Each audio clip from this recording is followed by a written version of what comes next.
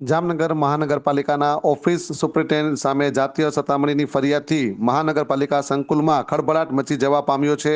ICDS વિભાગમાં કામ કરતી 5 જેટલી મહિલા કર્મીઓએ અરજી કરતા ભારે ચકચાર થઈ।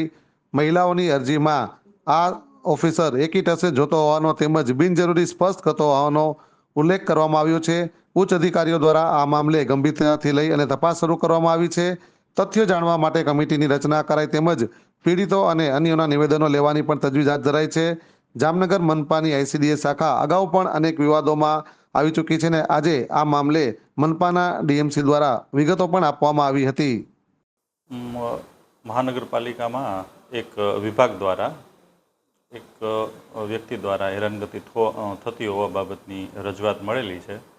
એના અનુસંધાને એ જે તે શાખાના કચેરી અધિક્ષકને એટલે કે કચેરીના જે વડા છે એમને આ બાબતે ખરેખર શું હકીકત છે એ હકીકતલક્ષી અહેવાલ માટે અહીંયાથી અત્રેથી લખવામાં આવેલું છે। એમનો રિપોર્ટ આવે એમને અહેવાલ માટે નિવેદનો અથવા તો જે કોઈ પદ્ધતિ મુજબ સત્ય હકીકત બહાર લાવવાનો જે પ્રયત્ન કરવામાં આવે એના પછી કર્મચારી વિરુદ્ધ કયા પ્રકારના શિક્ષાત્મક પગલાં લેવા એ વિચારણામાં લેવામાં આવશે અને જે કોઈ બાબત છે એ જે હકીકતલક્ષી અહેવાલના આધારે એમાં આગળની કાર્યવાહી નિયમ અનુસાર કરવામાં આવશે।